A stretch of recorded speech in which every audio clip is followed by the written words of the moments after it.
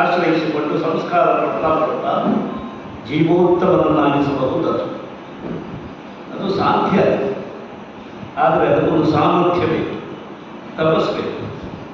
ಪೂಜ್ಯರಾದಂತಹ ವಸಿಷ್ಠರಂತವರು ಮನಸ್ಸು ಮಾಡದೇ ಇದ್ದರೆ ವಿಶ್ವರಥ ವಿಶ್ವಾಮಿತ್ರ ಆಗೋದಕ್ಕೆ ಸಾಧ್ಯ ಇದೆ. ಆದರೆ ಎಲ್ಲರಾದರೂ ಯಾಕೆ ವಿಶ್ವಾಮಿತ್ರ ಆಗುವುದಿಲ್ಲ? ಎಲ್ಲರಿಗೂ ವಸಿಷ್ಠರನ್ನಾದರೂ ಸಿಗುವುದಿಲ್ಲ. ಏನು ವಸಿಷ್ಠರು ಇದ್ದರೂ ಅವರು ಗುರುವಾಗಿ ನಿಲ್ಲೋದಿಲ್ಲ, ಗುರುವಾಗುವುದಕ್ಕೆ ಒಪ್ಪುವುದಿಲ್ಲ. ಒಂದು ಜೀವಯೋಗ್ಯತೆ ಬೇಕು, ಇನ್ನೊಂದು ಮಾರ್ಗದರ್ಶನ ಬೇಕು. ಆ ಮಾರ್ಗದಲ್ಲಿ ಕ್ರಮಣ ಮಾಡುವ ಹಾಗೆ ಮಾರ್ಗದರ್ಶನ ಮಾಡ್ತಾ ಆ ಮಾರ್ಗವನ್ನು ತೆರೆದು ತೋರಿಸುವ ವಿಶ್ವದರ್ಶನ ಬೇಕು, ಮಹಾದರ್ಶನ. ಅಂಥವರದನ್ನು ಮಾಡಬಹುದು. ಇದನ್ನೇನು ಶಿಷ್ಯರನ್ನೆಲ್ಲ ಉದ್ಧಾರ ಮಾಡ್ತೇವೆ ಅಂತ ಇದು ಗುರುಕುಲವನ್ನು ಕಂಡು ಕಂಡಾಗ ಮಾಡಿದವರು ಇರ್ಬೋದು. ದೈತ್ಯರೆಲ್ಲ ಪತಿತರಾಗಿ ಇದ್ದ ಅವರನ್ನು ಉದ್ಧಾರ ಮಾಡ್ತೇವೆ ಅಂತ ಶುಕ್ರಾಚಾರ್ಯರು ಗುರುಕುಲ ಮಾಡಿಸಿ ಹೊರಗೆ ಸಂಸಾರದನ್ನು ಕಳ್ಕೊಂಡಿರು. ಕೆಟ್ಟ ಶಿಷ್ಯರನ್ನು ಮಾಡಿ ಎಂಥ ದೊಡ್ಡ ಗುರುಗಳು ಹೌದು, ಶಿಷ್ಯರನ್ನ ದೋಷಿಸುತ್ತ ಈ ದುಷ್ಟ ಶಿಷ್ಯರನ್ನು ಸಿದ್ಧ ಮಾಡಿ ಪ್ರಪಂಚಕ್ಕೆ ಇವರು ಭಯಂಕರ ಭಯೋತ್ಪಾದಕರಾಗಿ ಸರಲಿದ್ರು. ಆದ್ದರಿಂದ ದುಷ್ಟ ಶಿಷ್ಯರನ್ನು ಸಿದ್ಧಪಡಿಸುವ ಭ್ರಷ್ಟ ಗುರು ಆಗುವುದಕ್ಕಿಂತ ನಾನು ದೊಡ್ಡವರಲ್ಲ ಸಣ್ಣವರು ಅಂತ ಕೈ ಮುಗಿದುಕೊಂಡಿದ್ದರು. ನಿನ್ನ ಹಮ್ಮಲ ದೊಡ್ಡದು, ಬೆಂಬಲಿಸುವಷ್ಟು ಶಕ್ತಿ ನನಗೆ ಅವಶಕ್ತರಾಗಿದೆ. ಆಹಾರ ಇಲ್ಲದಿದ್ದಾಗ ಬಹಳ ಕಷ್ಟ ಆಗ್ತದೆ.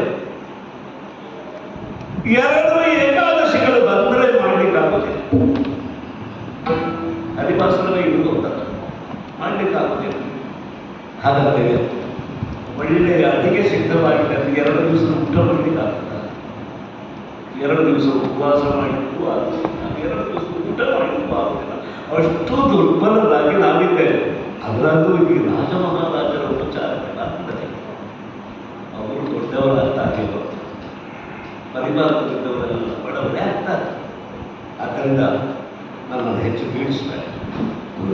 ಈಗ ಇಷ್ಟು ಹೊತ್ತು ನಾವು ಮಾತಾಡಿದ್ದು ಬೀಳನೆ ಅಂತ ಆಯ್ತಾ? ಅಲ್ಲ ಆಗಲ್ಲ, ಬೀಳದೆ ಇಲ್ಲ, ಬೀಳದೆ ಇಲ್ಲ.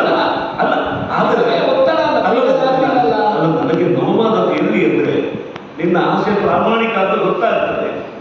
ಪೂರೈಸುವುದಕ್ಕೆ ನಾನು ದೇವರಲ್ಲ, ಪೂರೈಸುವುದಕ್ಕೆ ನಾನು ವಸಿಷ್ಠ ಅಲ್ಲ. ನನಗೆ ನೀವು ದೇವರಲ್ಲ. ಯಾರು ದೇವರಲ್ಲ ಅಂತ ಹೇಳಿದ ಅವನೇ.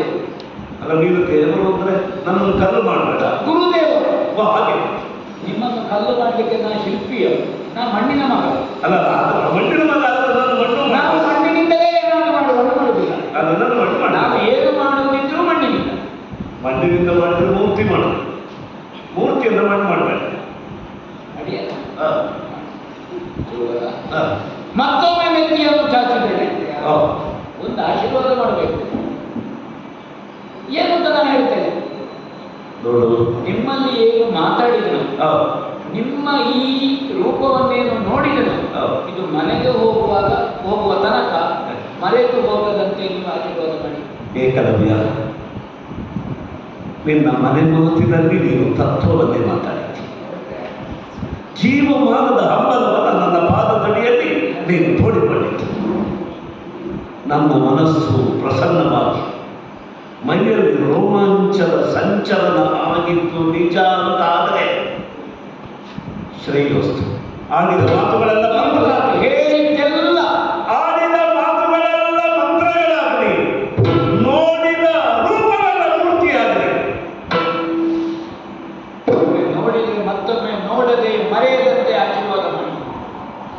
ನಿನ್ನ ಕಣ್ಣ ಪಾಪೆಯಲ್ಲಿ ನನ್ನ ಬಿಂಬ ಸ್ಥಿರ. ಧನ್ಯೋಸ್ಮಿ